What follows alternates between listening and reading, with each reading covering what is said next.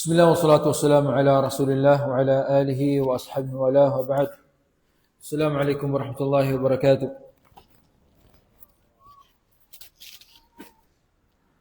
Natalakay natin sa nakaraang araw ang patungkol sa Arkan al-Iman, as-Sitt, ang detalyeng anim na haligi ng iman. Samantala, ngayong gabi, panglimang lesson natin, na siyang panghuling lesson na rin natin ngayong buwan ng Ramadan. نسأل الله سبحانه وتعالى أن يستعملنا في طاعته. يقول الإمام الشيخ بن باز رحمه الله تعالى: أقسام التوحيد وأقسام الشرك. Ang mga uri daw ng tauhid at ang mga uri ng ashirk.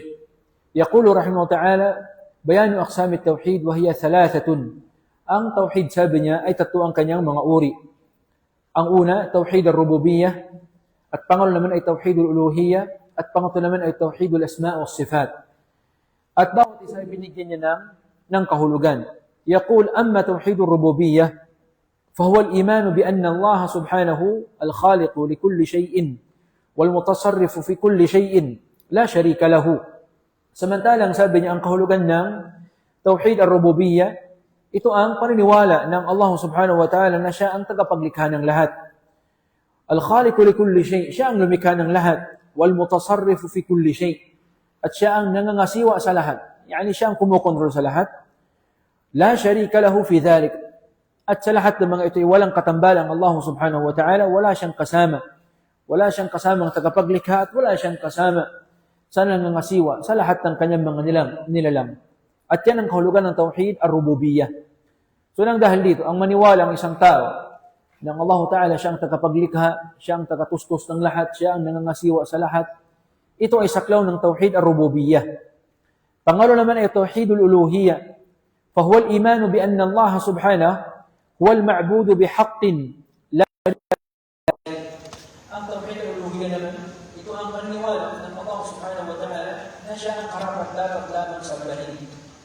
وَالْمَعْبُودُ بِحَقٍّ لَا شَرِيكَ لَهُ وَلَا شَرِيكَ له. So kung ang Tauhid al-Uluhiyyah ay paniwala ng Allah subhanahu wa ta'ala ang siyang tagapaglikha, ang Tauhid al-Uluhiyyah naman ay ang paniniwala ng Allah ta'ala ang siyang karapat-dapat sa balahin. At ang Tauhid al-Uluhiyyah ay siyang kahulugan ng la ilaha illallah, na walang karapat-dapat sa balahin maliban sa Allah subhanahu wa ta'ala. Dahil dito sinabi ng Shaykh bin Baz rahimahullah ta'ala, pagkatapos niyang binanggit ang Tauhid al-Uluhiyyah, wa huwa ma'na la ilaha illallah. So ang Tauhid al-Uluhiyyah, siya mismo kahulugan niya la ilaha illallah. At yan ang pangalawa. Ang pangatlong uri naman ng Tauhid ay, anak ng Tauhid ay sinabi niya, wa amma Tauhid al-asma' wa sifat, fahuwa al-iman bikulli ma warada fi al-Quran al-Karim aw al-ahadith as-sahihah min asma'illahi wa sifatih.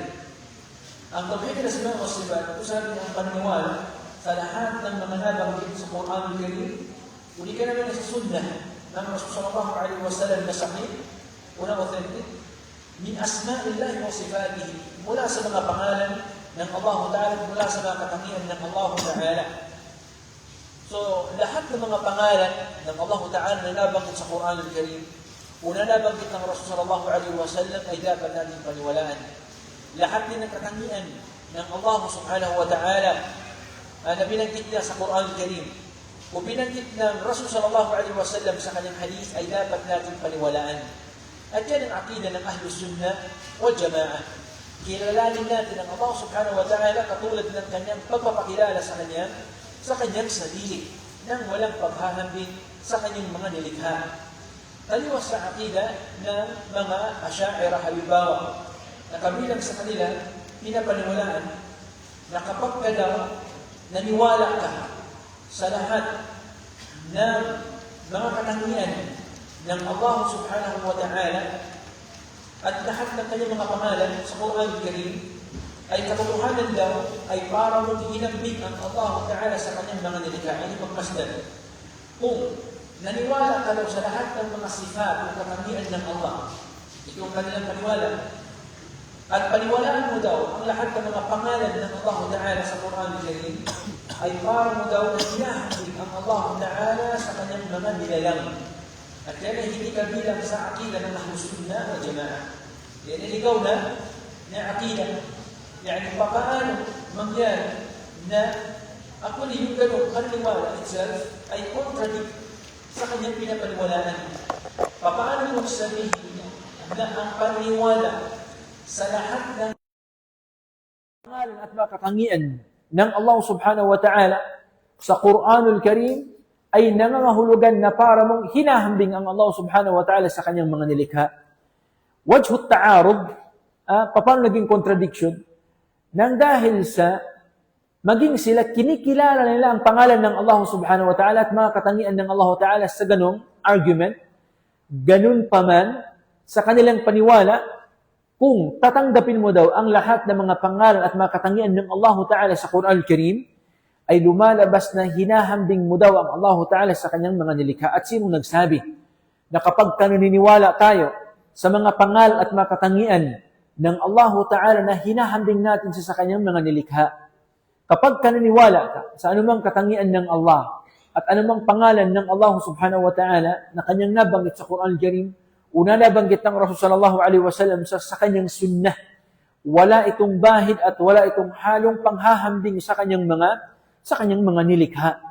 Nang dahil sa ang paniwala ng Ahlus Sunnah wal Jama'ah ay kilalanin natin ng Allah Ta'ala katulad ng kanyang pagpapakilala sa kanyang sarili nang walang paghahambing sa kanyang mga nilalang. Kaya ang conclusion, kung ganun man lang ang paniniwala ng mga Asy'ariyah ay para bagang naniniwala sila sa lahat. Naniniwala sila sa wala. Wala silang pinipaniwalaan kung ganun. Ano pa ang tinira nila sa Allah Subhanahu wa Ta'ala kung ayaw nilang paniwalaan ang lahat ng mga sifat at mga pangalan ng Allah Ta'ala na nabanggit sa Quranul Karim. At higit lalo, mga kapatid sa Islam, anong masasabi mo sa harapan ng Allah Subhanahu wa Ta'ala sa Yawmul Qiyamah kung nagpakilala ang Allah Subhanahu wa Ta'ala ng isa sa kanyang mga katangian at hindi mo iti panipaniwalaan? Anong sasabihin mo sa kanya sa Yawmul Qiyamah? Halimbawa, sinabi ng Allah Ta'ala, sabihin natin, nabanggit sa Quran al-Karim na meron siyang kamay, na meron siyang paa, halimbawa, na meron siyang mata. Yan ang kanyang pagpapakilala sa kanyang sarili. Tayong Ahlus Sunnah wal Jama'ah, naniwala tayo kung ano ang binanggit ng Allah Ta'ala sa Quran al-Karim. Kung tatanungin tayo ng Allah Ta'ala, bakit ito ang paniwala mo? Sasabihin natin, Ya Rab, nang dahil sa yan ang iyong pagpapakilala sa iyong sarili. Samantalang sa ibang mga akida, kung tatanungin sila ng Allah Ta'ala, bakit hindi ka naniwala ng Allah Ta'ala ay may ganitong katangian? Ano ang kanilang sasagutin? Wala silang masasagot sa Allah Subhanahu wa Ta'ala. Kaya, para maging ligtas tayo, kung papaanong pinakilala ng Allah Ta'ala ang kanyang sarili sa Quranul Karim o sa sunnah ng Rasul sallallahu alaihi wasallam, ang siya ring ating pagkilala sa Allah Subhanahu wa Ta'ala nang walang paghahambing sa kanyang mga nilikha. Kailanman, kapag anumang katangian ng Allah na binanggit natin, wala itong laman ng paghahambing. Maging sa mga hayop at saka tao, halimbawa, kapag sinabi ko ba na ang tao ay merong mata, nangangahulugan ba kaagad na ang mata ng tao ay kasing mata ng agila? Siyempre magkaiba. Kapag sinabi ko halimbawa na ang tao ay merong ilong, kinikilala natin na ang tao ay merong ilong, nangangahulugan ba na ang pang-amoy ng tao ay katulad ng pang-amoy ng aso? Magkaiba. Samantalang ang aso ay may ilong, samantalang ang tao ay merong ilong. Walillahil mathalul a'la. Ganun din naman kung sakaling naniwala ang isang Muslim ng Allah Subhanahu wa Ta'ala ay mayroong, sabihin natin meron siyang kamay, halimbawa, tabarakalladhi biyadihil mulk. Ng Allah Ta'ala ay mayroong kamay. Nangangahulugan ba kaagad na ang kamay ng Allah ay katulad ng kamay ng tao? Nangangahulugan ba kaagad na kinukumpara natin ang Allah Subhanahu wa Ta'ala sa kanyang mga nilalang? Abadan. Kaya, para maging ligtas tayo, muli, kung paanong pinakilala ng Allah Ta'ala ang kanyang sarili sa loob ng Quran, ay siya rin pagkilala natin sa Allah Subhanahu wa Ta'ala. Aqsamu shirk. Sinabi niya dito, aqsamu shirki thalathatun. Ang uri ng shirk, tapos na tayo sa asma wa sifat, tapos na tayo. Ang mga uri ng shirk, sabi niya ay tatlo. Aqsamu shirk thalathatun. Shirkun akbar, wa shirkun asghar, wa shirkun khafi. الشرك الأكبر فالشرك الأكبر يقول يوجب حبوط العمل. Anong pinagkaiba ng shirk asghar at shirk akbar at saka ng shirk asghar? Sa shirk akbar muna tayo, ito yung major na kahulugan ng shirk. Sinabi niya, ash-shirkul akbar yujibu hubut al-amal. Ito yung uri ng gawain ng shirk, pagtatambal sa Allah Ta'ala, na kapag ka nagawa ng isang tao, mawawalan ng bisa ang lahat ng kanyang mga gawain. Mawawalan ng bisa. Hubutul amal, ano ibig sabihin ng hubut? Mawalan ng bisa ang lahat ng kanyang mga gawain. Ang kanyang sala, ang kanyang hajj, ang kanyang sadaqa, ang kanyang zakat. Kapag ka nag-shirk ang isang tao, mawalan ng bisa ang lahat ng kanyang mabubuting mga gawain. Aswal ya ikhwah, ito ba'y mangyayari kung sakaling nag-shirk ang isang tao, o di kaya naman kung sakaling namatay isang tao habang siya ay nagsishirk sa Allah subhanahu wa ta'ala. Sinabi ng karamihan ng mga ulama, mawawalan lamang ng bisa ang kanyang gawain, yung mushrik ang tinatawag, ang tinutukoy natin dito, kung sakaling namatay siyang habang nagtatambal sa Allah subhanahu wa ta'ala. Doon lahat ng kanyang mga gawain ay walang kabuluhan. Ano ang dalil? Ang dalil, qawlu subhanahu wa ta'ala, وَمَنْ يَرْتَدِدْ مِنْكُمْ عَنْ دِينِهِ فَيَمُتْ وَهُوَ كَافِرٌ فَأُولَئِكَ قَدْ حَبِطَ اللَّهُ فَأُولَئِكَ قَدْ حَبِطَ ماذا الآية وَمَنْ يَرْتَدِدْ مِنْكُمْ عَنْ دِينِهِ فَيَمُتْ وَهُوَ كَافِرٌ. So dito, binanggit ng Allah Ta'ala ang kondisyon kung kailan mamatay ang isang taong bilang kafir, kung sakaling namatay siyang habang siya ay nagridda. Samantalang isang tao nakagawa ng shirk, halimbawa, nakagawa siya ng shirk at kalaunan ay humingi ng tawad sa Allah subhanahu wa ta'ala, bumalik sa tauhid, bumalik sa paniniwala sa kaisahan ng Allah Ta'ala, iniwan niya ang shirk, iniwan ang maling paniniwala, bumalik sa tauhid, bumalik sa tamang paniniwala, hindi mabubura ang kanyang mga sinaunang mga kasalanan. Alhamdulillah. Idan, asyirkul akbar, delikado. Kapag namatay ang isang tao, habang gumagawa ng syirkun akbar, ay mawawalan ng bisa ang lahat ng kanyang mga gawain.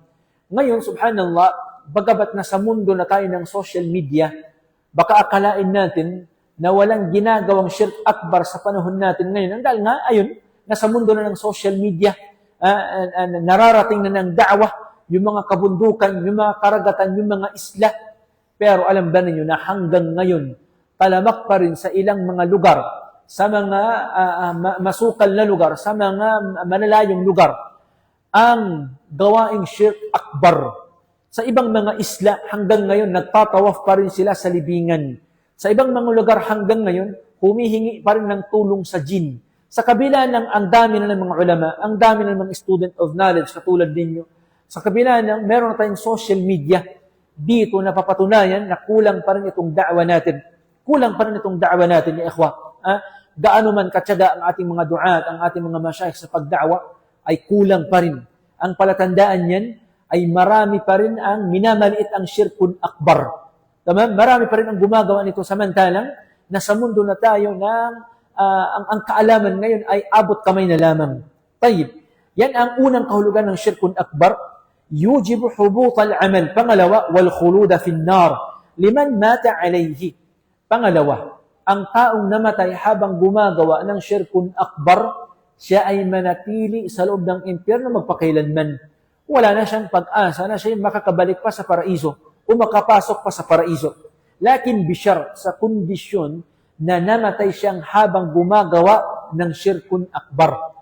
Kung doon siya inabutan ng kamatayan habang kumikilala sa syirkun akbar, habang gumagawa ng syirkun akbar, ito ang dahilan ng kanyang pananatili sa loob ng impyerno. Ang dalil ay sinabi ng Allah subhanahu wa ta'ala, وَلَوْ أَشْرَكُوا لَحَبِطَ عَنْهُمْ مَا كَانُوا يَعْمَلُونَ.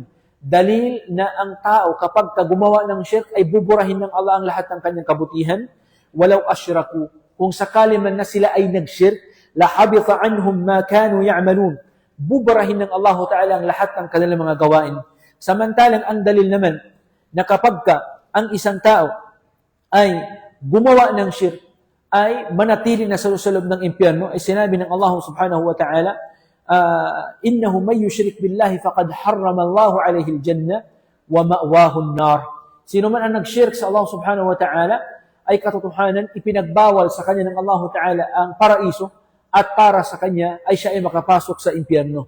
At ganoon din naman, ang gumawa ng syirkun akbar ay hindi na patatawarin ng Allah subhanahu wa ta'ala kapag kadun siya inabutan ng kamatayan. Kasi bakit?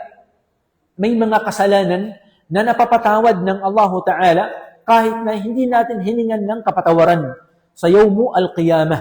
Yawmul Qiyamah, maaaring patawarin ng Allah Ta'ala ang isang tao kahit hindi siya humingi ng tawad. Naan, kahit hindi siya humingi ng tawad. At yan ay fadl ng Allah Subhanahu wa Ta'ala. Pero hindi lahat.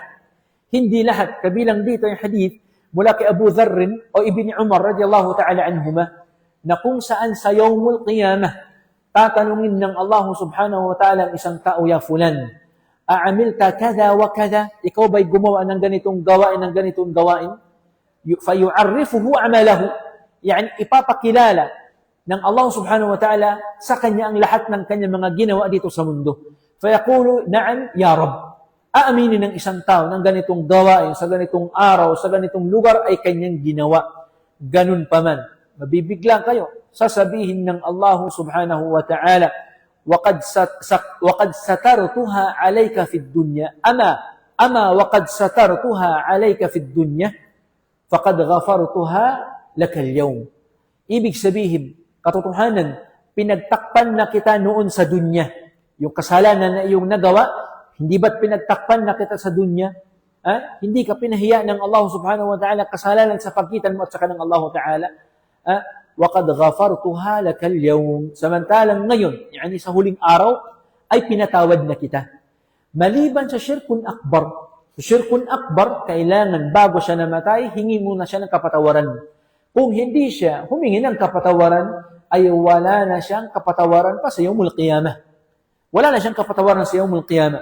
So hindi na siya papatawarin ng Allah Subhanahu wa Ta'ala. Actually, ang ayan ito binanggit natin sa ating sala kanina. Inna Allah la yaghfiru an yushraka bih wa yaghfiru ma duna dhalika liman yasha. Ngayon nagbigay siya ng ilang mga halimbawa ng syirkun akbar. Wa min anwa'ihi, yani amthilatihi. Kabilang sa halimbawa ng syirkun akbar, du'aul amwat, ang paghiling ng anumang kahilingan sa mga patay. Dito sa atin, alhamdulillah, nang dahil sa karangalan sa atin ng Allah Ta'ala, na andito to sa environment ng tawhid, environment ng ilm, ng kaalaman, environment ng mga ulama, ng mga ahlus sunnah wal jama'a, alhamdulillah, hindi natin ito nasasaksihan. Pero, kung pupunta kayo sa ibang mga lugar, sa mga liblib na lugar, na natiling may mga taong yad'un al-amwat, nagdudua sa kamatayan, nagdudua sa mga patay. Doon humihingi ng tulong sa mga nakalibing na mga tao. Aakyat doon sa bundok, halimbawa ng Holo-Sulo. Aakyat doon sa mataas na bundok sa Tawi-Tawi, halimbawa. Pagkatapos mag-aalay ng piso, mag-aalay ng 5, doon hihingi ng tulong sa mga nakalibing doon. Imagine, mantakin ninyo. Ang taas-taas ng kanilang inaakyat para lang mag-alay ng dua sa mga nakalibing doon. Ang paghingi ng anumang kahilingan sa mga patay ay kabilang sa syirkun akbar. Huwag nating maliitin. Kahit pa ang namatay, pinakamabuting tao sa balat ng lupa, at kahit pa ang namatay ay propeta, ay hindi tayo pwedeng humingi ng tulong sa kanila nang dahil sa ang patay ay wala na silang may pagkakalob na tulong kapag ka sila ay namatay na. Yan ang unang halimbawa. Du'aul amwati wal asnam, ang paghingi ng tulong ng tulong mula sa mga patay at mula sa mga rebulto. Pangalawa, wal isti'anatu bihim. Yani ang pagdua sa kanila, panalangin sa kanila at paghingi ng tulong sa kanila. Wan nadhru lahum, at yung pagpanata sa mga namatay. Ano ibig sabihin ng panata? Pupunta sa salibingan, halimbawa. Pupunta sa salibingan. Sasabihin niya sa taong nakalibing, kung ang aking anak ay nakagraduate ng nursing, halimbawa, ako, sabi niya, ay magpuasa ng 2 araw. Pero yung kanyang panata sa Allah Ta'ala, la. Siya ay namamanata, yani mangangako siya ng isang certain na ibada sa harapan ng patay. Ada syirkun akbar. Kapag tayo ay mag-nazar, magpanata halimbawa ng anumang ibada, ay gawin natin sa Allah Subhanahu wa Ta'ala. Tamam? Lakin ng nazar, sinabi pa ng Rasulullah sa isang hadith, la ya'ti illa minal bakhil. Ay hindi mangyayari maliban na lamang sa mga taong kuripot. Bakit tinawag si Rasulullah na kuripot? Kasi hindi siya gagawa ng kabutihan maliban na lamang kapag naisakatuparan yung alin, yung kanyang naipangako sa Allah Subhanahu wa Ta'ala. At yan ang ilang halimbawa ng syirkun akbar. Wan nadhru lahum, wadhabhu lahum, at yung pag-alay din ng mga hayop sa mga rebulto, sa mga patay, sa mga jin, halimbawa. Tamam? Kung minsan ay may mga albularyo, mga quack doktor, mga nagpapanggap na mga manggagamot, manghihilot, kunwari, na kung saan kabilang sa pamamaraan ng kanilang panggagamot, ayun, mag-alay sila ng manok para sa syaitan. Dati, akala ko ito ay sabi-sabi lamang na may gumagawa ng ganito. At dati, akala ko ito ay katang-isip lamang na walang gumagawa nito. Sabi ko sa aking sarili, imposible sa mga Muslimin na gagawin nila ang ganitong klaseng gawain. Hanggang sa nasaksihan ko mismo, ako sa aking sarili, sa isa sa aking mga kakilala, na kung saan ay Allahul Musta'an, parang meron siyang gustong igayuma. Meron siyang gustong igayuma na kanyang asawa. So ano ang nangyari? Pumunta sa isang isla. Ayaw ko nang banggitin. Baka isa sa inyo doon nakatira. Ang mahalaga isla. Pero mapanatag kayo, hindi siya Balut Island. Kasi itong isla malapit sa atin. Para wala tayong pagsususpetsaan dito. Ang mahalaga, pumunta siya sa isang isla. Ito kilala ko personally. Hindi na siya katang-isip. Akala ko kasi walang matinong Muslim na gumagawa ng ganito. Halos pumunta doon. Nag-alay ng hayop sa mga jin. Pagkatapos kung anong-anong nilagay sa tela. Kung anong-anong nilagay. Subhanallah. Ang unang napansin ko sa tao na yun, tinanggal ng Allah Ta'ala yung nur sa kanyang mukha. Wallahi, ma tara fihi illa dhalam. Wala kang makikita sa kanyang mukha maliban sa dilim. Allahul Musta'an. Na Allah Ta'ala man makakapaliwanag. Kung makita mo sa kanya, although may mga taong maputi ang kanilang skin tone, pero wala silang nur. Wala silang liwanag. Tamam? At yun ang una kong napansin. Nung una siyang nag-shirk, gumawa ng ganung practice. Tamam? Nagpasumbali, humingi ng tulong sa jin, humingi ng tulong sa syaitan, sa ngalan lamang na magayuma niya ang kanyang asawa. Ang unang napansin ko agad, khalas, dhalam ang mukha. Allahul Musta'an. Tamam? So, al-muhim ya ikhwah, al-muhim, al-dhabhu lahum, ang pagkatay ng hayop, hindi alang-alang sa Allah, kundi alang-alang sa mga rebulto. Alang-alang sa mga patay, alang-alang sa mga santo-santo nila. Wa nahwu dhalik, at iba pang mga halimbawa. Katulad ng pag-alay halimbawa ng piso sa tampat. Dati merong tampat dyan sa Cotabato, alhamdulillah, narinig ko ay natanggal na kung saan pinapaniwalaan ng ilang mga biyahero na kapag ka sila ay bumiyahe, maghagis ka ng ₱1 para pangalagaan ka at walang disgrasyang mangyari sa iyo. Hada syirkun. Yan ay isang uri ng syirkun akbar. Pag-alay ng kahit ₱1 man lamang sa mga rebulto. Sa mga ugat ng kahoy. Imagine, anong kinalaman ng ugat ng kahoy? Anong kinalaman ng ugat ng kahoy? At doon nila binabato yung ₱1 sa ngalan lamang na maging matiwasay ang kanilang paglalakbay. Tama? Kaya kung madisgrasya sila, kita ninyo, kung madisgrasya sila, sino sinisisi nila? Yung tampat. At kung may kabutihan naman nangyari sa kanila, sinong pinapasalamatan nila yung tampat? Hindi ang Allah subhanahu wa ta'ala. Palatandaan lamang ang kanilang ginagawa ay syirkun akbar wa syirkul asghar. Ano naman ang asyirku al-asghar at ano ang pinagkaibahan niya at ang syirku al-akbar? Fahuwa ma thabata bin nususi min al-kitabi aw is-sunnah tasmiyatuhu syirkan walakinnahu laysa min jinsi syirkil akbar. Ito sabi niya, yung mga nabanggit sa Quran at ng sunnah ng Rasulullah sallallahu alaihi wasallam na mga uri ng shirk o mga tinawag na shirk, subalit mas mababa ang kanyang hatol kaysa sa syirkun akbar, hindi ang hatol sa kanya ay syirkun asghar. Papaano? Ang syirkun asghar, anumang uri ng shirk na hindi nabubura ang lahat ng mga gawain ng isang tao. Kung gumawa siya ng syirkun asghar, hindi akbar ha, asghar, yung minor na shirk, sa kanyang sambahayan, yung mismong sambahayan lamang nun, ang mawawalan ng bisa. At hindi yung lahat ng kanyang sambahayan for 25 years. Yan ang pinagkaiba ng shirk akbar at ng syirkun asghar. Pangalawa, ang syirkun asghar ay hindi siya sapat na dahilan para manatili ang isang tao sa loob ng impyerno. Yani may chance pa rin siyang mapatawad ng Allah subhanahu wa ta'ala. Subalit si Sheikhul Islam, meron siyang dalawang kaul dito. Minsan sinabi niya na ang syirkun asghar ay walang pinagkaibahan ng syirkun akbar. Kung papaanong hindi mapapatawad yung taong gumawa ng syirkun akbar, ganun din naman ang gumawa ng syirkun asghar. Kung papaanong manatili sa impyerno ang gumawa ng syirkun akbar, ganun din naman ang taong nakagawa ng syirkun asghar.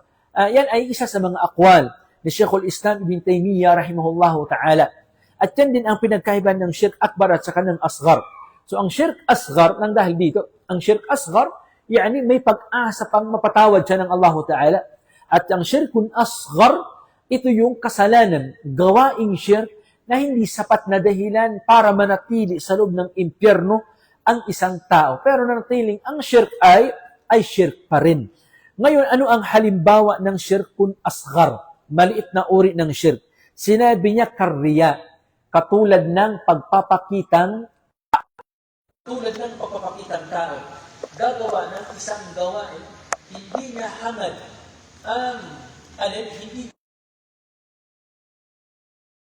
kundi ang kanyang hangad ay ang mata ng mga tao. Para ma-impress sa kanyang mga tao, para sabihin ng mga tao si fulan ay ganito halimbawa.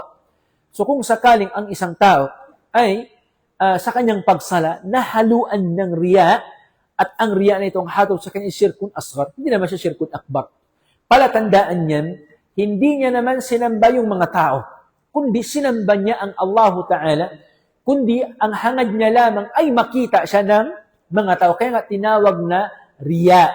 Hinango sa salitang ru'ya, which is vision, paningin, nang dahil sa ang hangad ng taong ito, kapag gumawa siya ng kabutihan, ay ang paningin ng mga tao, ang mata ng mga tao. So yung taong nagre-riya, halimbawa, sinasamba ba niya yung mga taong kanyang pinapakitaan? Ang sagot ay hindi. Ang kanyang sinasamba ay ang Allah subhanahu wa ta'ala, yun nga lang, nagpapakitang tao siya.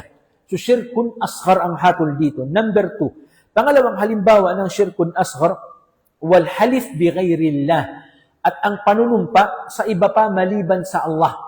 Ang iba, para mapatunayan lamang na palibhasa ay hindi siya sinungaling sa kanyang argumento, siya ay nanunumpa. Subalit, ang iba, nanunumpa sa pangalan ng bato, halimbawa. Ang iba naman, nanunumpa sa ngalan ng araw, ng buwan, at ng bituin. Ang iba naman nanunumpa sa ngalan ng propeta, one nabi. Sabi niya, one nabi, hindi ako nagsinungaling. Sinusumpa niya sa ngalan ng pangalan ng propeta Muhammad sallallahu alaihi wasallam. So ang panunumpa sa iba pa maliban sa Allah mula sa isang tao ay syirkun asghar. Isang maliit na uri ng syirk, hindi siya malaking uri ng syirk. Mula dito ay sinabi ng propeta Muhammad sallallahu alaihi wasallam bilang dalil na ang riya ay kabilang sa syirkun asghar. Sinabi ng Rasul sallallahu alaihi wasallam, akhwafu ma akhafu alaikum asyirkul asghar. Fasuila anhu faqala ar-riya. Ang pinangangambahan ko, sabi ng Rasulullah sa inyo ay ang syirkun asghar. Ang asyirkul asghar, maliit na uri ng syirk. Nang tinanong ang propeta Muhammad sallallahu alaihi wasallam, ya Rasulullah, anong halimbawa ng syirkun asghar? Sinabi ng Rasul sallallahu alaihi wasallam, ar-riya, ang pagpapakitang tao. Ang dalil naman na ang panunumpa sa iba pa maliban sa Allah ay kabilang din sa syirkun asghar, ay sinabi ng Rasulullah SAW, man halafa bi shay'in duna Allah faqad ashrak. Sino man ang nanumpa sa iba pa maliban sa Allah Ta'ala, katotohanan siya nagtambal sa Allah Ta'ala. Paliwanag ng mga ulama, ang hatol dito ay syirkun asghar. Pangatlong halimbawa ng syirkun asghar na binanggit ng ating mga ulama, yung pagsabi ng masya Allahu wa sya'a fulanun. Paano? Although sa ating mga Pilipino, hindi naman ito norm sa atin. Hindi natin binabanggit sa atin. Yung mga Arabo siguro ang ilan sa kanila. Yani, anong kahulugan ng Masya Allah muna tayo? Anong kahulugan ng Masya Allah? Namangha ka sa likha ng Allah subhanahu wa ta'ala. O namangha ka sa pinagpasyahan ng Allah subhanahu wa ta'ala. Tama yan ang ibig sabihin ng Masya Allahu. Tayyib. Kabilang sa expression ng mga Arabo kasi, expression lamang, ang ilan, wala silang masamang intention, pero nanatili, ang natulang expression ay labag sa Islam. Sinasabi nila sa Propeta Musallam, ma sya Allahu wa syi'ta, o ma sya Allahu wa fulan. Namangha siya namangha siya sa sabihin na lang natin na pinagpasyahan ng Allah at ng pinagpasyahan ng tao. So dito tinambal niya ang Allah Ta'ala sa tao. Ito sinabi ng Ahlul Ilm rahimahullah ta'ala ay kabilang sa syirkun asghar. Mula dito sinabi ng Rasul sallallahu alaihi wasallam, la taqulu ma syaa Allah wa syaa fulanun, walakin qulu ma syaa Allah thumma syaa fulanun. Huwag niyong sabihin na ma syaa Allah wa syaa fulanun. Kay ganda ng napagpasyahan ng Allah at ng napagpasyahan ng tao. Lumalabas na pinagtatambal mo ang Allah sa tao. Pero ano ang tama? Sinabi ng Rasulullah, walakin, subalit, ano ang inyong sasabihin? Ma syaa Allah thumma syaa fulanun. Ang ganda ng napagpasyahan ng Allah, pagkatapos ay ang napagpasyahan ng tao. So kung minsan kasi, sa mga expressions natin ng hindi natin namamalayan, ay nakagawa na pala tayo ng syirkun. It's either syirkun akbar, o di kaya naman ay syirkun asghar ng hindi natin namamalayan. Kung minsan ng ibang mga tao, ito expression lamang syempre ng ilan, wala siyang ibang hangarin ng syirkun akbar o syirkun asghar. At kailanman ayaw niya mapabilang sa mga musyrikin. Yun nga lang, yung technicality ng kanyang sinasabi ay lumalabag sa Islam. Halimbawa, kung hindi sabi niya, nang dahil sa iyo ay hindi ako makapagtapos. Kung hindi nang dahil sa iyo, ay hindi ko marating ang aking narating kasalukuyan. Yan ay hindi pwede. Yan ay hindi pwede. Kung minsan ang iba ginagawa nilang ganito, kung hindi nang dahil sa iyo at sa Allah, yan isang ngalan lamang na mabanggit niya ang Allah subhanahu wa ta'ala, kung hindi nang dahil sa Allah at sa iyo, ay hindi sana ako makapag-graduate. Tama ba ganung expression? Tama ba ganung expression? Kung hindi nang dahil sa Allah at sa iyo, hindi sana ako makapag-graduate, hindi sana ako makapag-abroad. Yani ganitong klaseng mga tao, ina-acknowledge lamang nila yung tulong sa kanilang kapwa-tao. Maliwanag? So, kung minsan ito ang kanilang sinasabi, kung hindi nang dahil sa Allah at kay Bapa, sabi at saka kay Babo, hindi ako sabi niya maka-abroad. Pero ang ganitong klaseng expression ay labag sa Islam. Labag sa Tauhid. Ngayon kung iwawasto natin, ano ang tama? Kung hindi nang dahil sa Allah, pagkatapos ay kay Fulan. Tignan niyo, pagkatapos ay kay Fulan. Lumalabas na si Fulano, hindi sa katambal ng Allah, kundi si Fulano na yun, ay naging daan lamang siya, naging instrumento lamang ng Allah subhanahu wa ta'ala. Halimbawa, yung taong may sakit at gumaling sa galing ba naman ng doktor. Sinasabi niya, kung hindi nang dahil sa Allah at sa doktor, ay hindi sana makakaligtas ang pasyente mula sa kanyang cancer. Hada mayajuz. Yan ay hindi pwede. Yan ay hindi pwede. Ginawa mong katambal ng Allah Ta'ala ang doktor sa paglunas ng karamdaman. So ano ang tama? Kung hindi nang dahil sa Allah, ito tapos na tayo, alhamdulillah. Siyempre, ang Allah Ta'ala, siya ang nagbibigay ng lunas ng lahat. Kung hindi nang dahil sa Allah, pagkatapos ay sa doktor. Sa magaling na doktor na ito, ay hindi sana gagaling ang pasyente. So kung gano'n, ligtas tayo. Nang dahil sa ginawa mong instrumento lamang ang doktor, ang isang manggagamot sa kanyang panggagamot. So yung mga binanggit natin ay ilang mga halimbawa ng syirkun asghar. Naam. At yan ang pangilan, yan ang pangalawang uri ng shirk. At pangatlong uri ng shirk, wa amma an-naw'u ath-thalith, pangatlong uri ng shirk. Kasi may mga ulama sinabi nila ay dalawa lamang uri ng shirk. Akbar at saka ng asghar. Ang iba, mas talo ng dinitalya. Sinabi nila, wa amma an-naw'u ath-thalith, wa huwa ash-shirku al-khafi. Ibig sabihin ng ash-shirku al-khafi ay yung shirk na nakatago. Sinabi pa nila, fadaliluhu qawlu Nabi sallallahu alaihi wasallam, ala ukhbirukum bima huwa akhwafu alaykum indi min al-masih ad-dajjal? Qalu bala ya Rasulullah. Qala ash-shirku al-khafi yaqumu ar-rajul fayusalli fayuzayyinu salatahu lima yara min nadhar ar-rajul ilayhi. Ang ash-shirku al-khafi, ano ibig sabihin ng ash-shirku al-khafi? Ito yung patago na shirk. Patago na shirk. So, maliban pa sa magaan o di kaya maliit na shirk na binanggit natin kanina. So bakit tinawag siyang al-khafi? Magaan na shirk o patago na shirk. Nang dahil sa ito nagbigay ng halimbawa ang Rasulullah, sinabi niyang halimbawa dito ay yakumur rajul fayusalli, yung taong nagsasala halimbawa.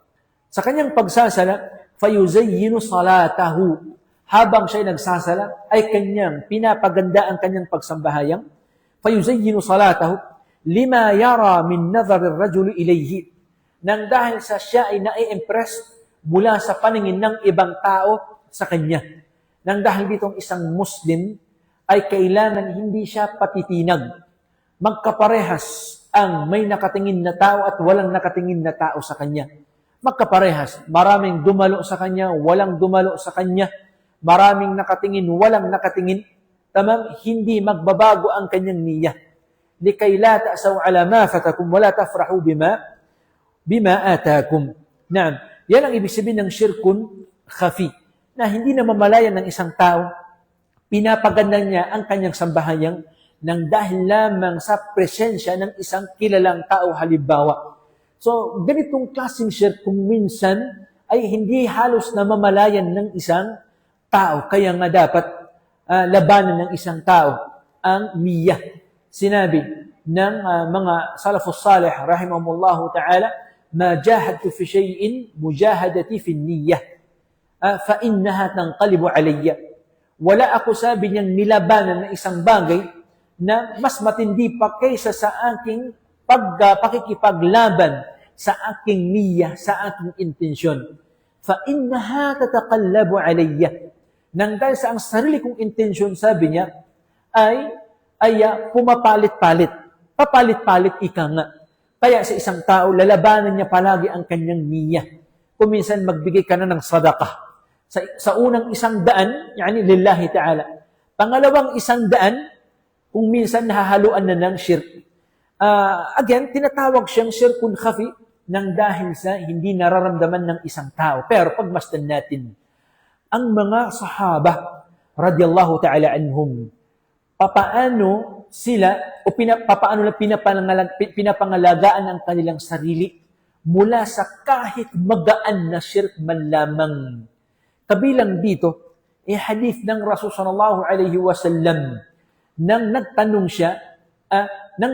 ang Rasul sallallahu alaihi wasallam, man ra'a minkum al-kawkaba al-bariha, o kama qala Nabi sallallahu alaihi wasallam, sino sa inyo, sinabi ng Rasul sallallahu alaihi wasallam, ang nakakita ng yung bulalakaw ba ang tawag dyan? Ng bulalakaw kagabi.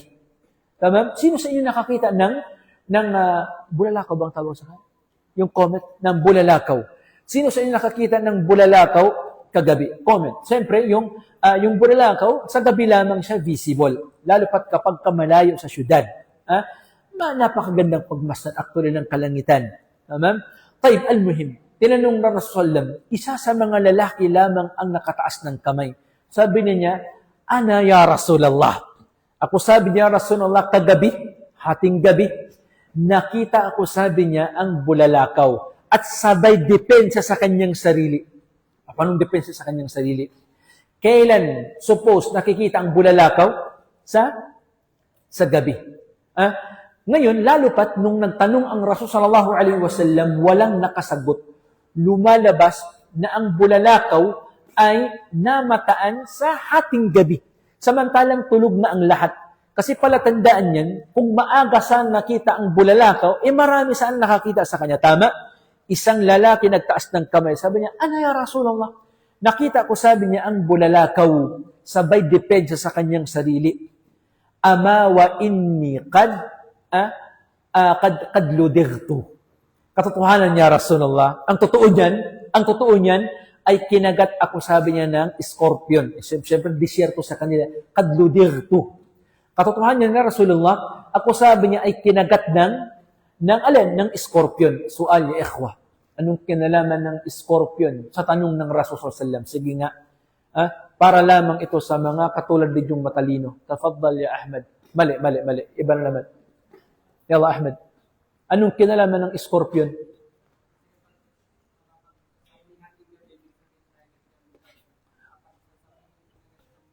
Mumtaz. Ahsanta ya Ahmad. Walang cupcake, sayang. Walang cupcake dito. May pamigay sana tayo. Microphone na lang. Tayyib ya Ahmad. Barakallahu fik. Ahsan. Fatahallahu alaik.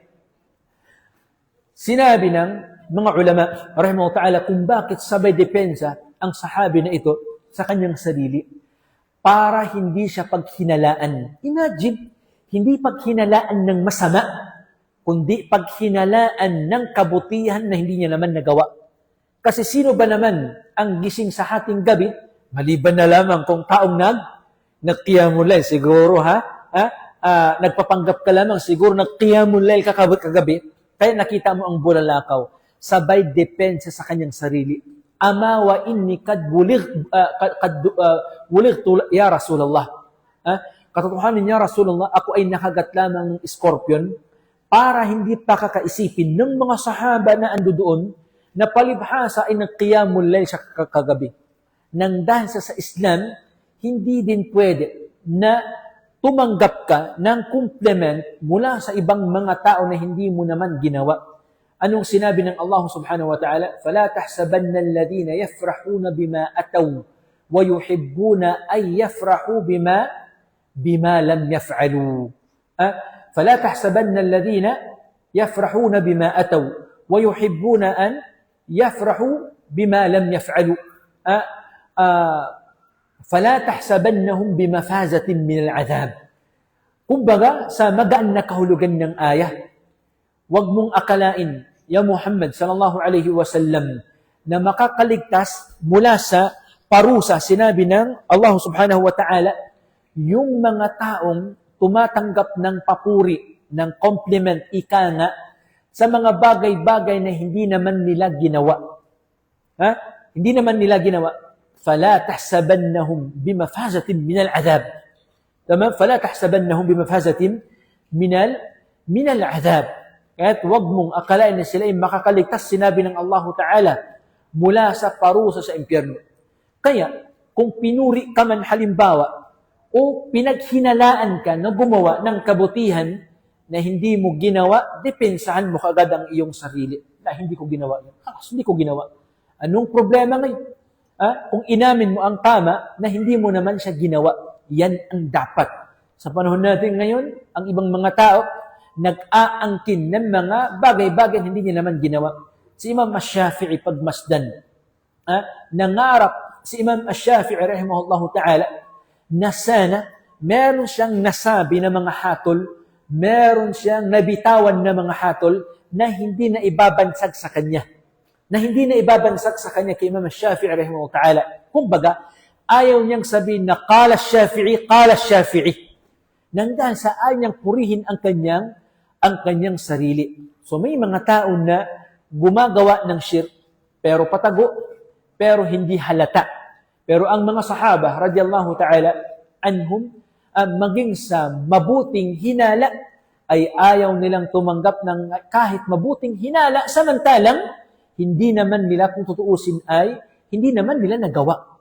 Ganyan ang tamang tauhid ng isang tao. Depensahan niya ang kanyang sarili mula sa shirk, mula sa riya. Kaya si Imam Ahmad rahimahullahu ta'ala, sa kanyang mga lectures, hindi sa sambahayang, sa kanyang mga lectures, kuminsan, naaantig ang puso ni Imam Ahmad rahimahullahu ta'ala. Malabot ang kanilang mga puso sa pagbasa ng Quran, ng hadith, at sila ay napapaluha, sila ay napapaiyak. Pero ano ang kanilang sinasabi bilang palusot? Bilang palusot lamang. Tamam? Sasabi niya, ma hadhihi al-hummatu allati asabatni. Ano ito sabi niya? Lagnat na aking nararamdaman. Pinapalabas nila na meron silang lagnat. At hindi nila pinapalabas na sila ay naapektuhan umiyak nanggal sa kanilang lecture. Ayaw nilang magpanggap. Ayaw nilang magpretend. Ayaw nilang purihin sila ng mga tao sa mga bagay-bagay na hindi nila nagawa. Yan ang kamal ng tauhid ng isang tao. At dito nagtatapos ang ating lecture. Ayuhal ahibba, ayoko nang maulit yung lecture namin. Yung salumatin lang tapos ng 1:30 siguro. So medyo na phobia pa ako ngayon. Kaya ngayon pa lamang ay tapusin na natin insyaAllah ta'ala. Wallahu ta'ala alam wa sallallahu sallam ala nabiyina Muhammad. Ganun pa man, insyaAllah ta'ala, kung sakali man na merong katanungan, ay entertain natin hanggang 9:30 lamang, insyaAllah ta'ala. InsyaAllah, bidnillahi ta'ala. Yalla.